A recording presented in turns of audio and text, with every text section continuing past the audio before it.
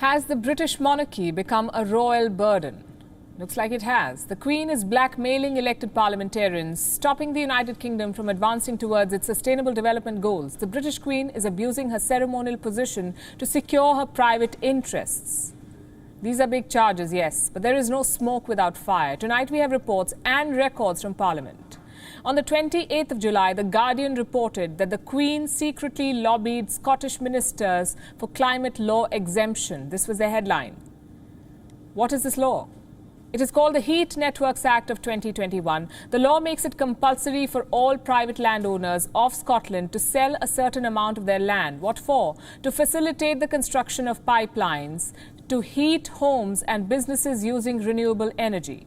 Now, Scottish authorities say the law will help cut carbon emission, reduce fuel poverty, and create green jobs, which is good, except that the law has a very interesting clause. While all landowners are bound to sell land under this law, the Queen is not. The Queen privately owns land in Scotland. She is one of the largest landowners, but she is exempt from the law. Why is that? Because the Queen blackmailed the Scottish Parliament into exempting her. You see, the Queen enjoys a ceremonial power. It is called the Queen's consent, which basically means that her assent is required for a bill to become a law. And then there are times when her assent is required before a bill is even tabled.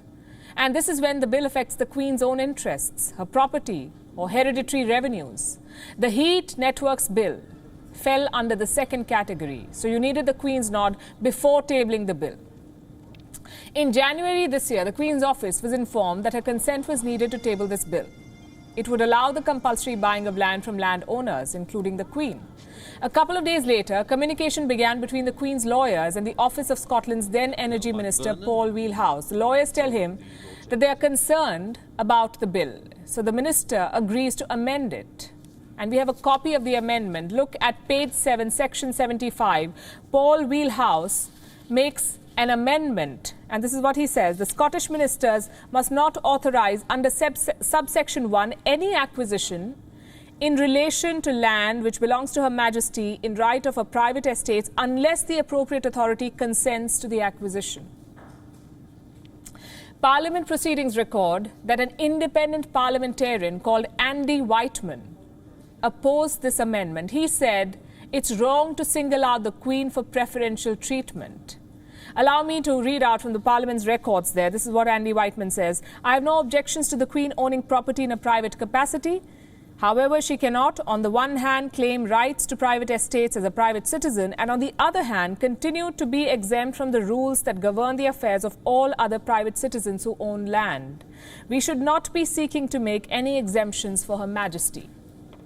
To this, Paul Wheelhouse says the amendment is, quote-unquote, required to ensure the smooth passing of the bill. In other words, if we don't exempt her from this law, she will not give her consent to the bill. If this is not blackmailing, if this is not abuse of office, what is? This copy of the law tells you that it received royal assent on the 30th of March 2021. What it doesn't tell you is the length to which the Crown lobbied and blackmailed to tailor the law to suit the Queen's interest. Now the question is, can she do that? Does the Queen's consent allow the Queen to interfere with legislative process? I highly doubt it does. This bill was about climate emergency. The Queen had no right to put hurdles on the path. This is a Queen who publicly endorses green policy. When opening the new session of the British Parliament in the month of May, the Queen said, and I'm quoting again, the United Kingdom is committed to achieving net zero greenhouse gas emissions by 2050 and will continue to lead the way internationally by hosting the COP26 summit in Glasgow. Speaking about climate change, the Queen said, we are going to have to change the way we do things.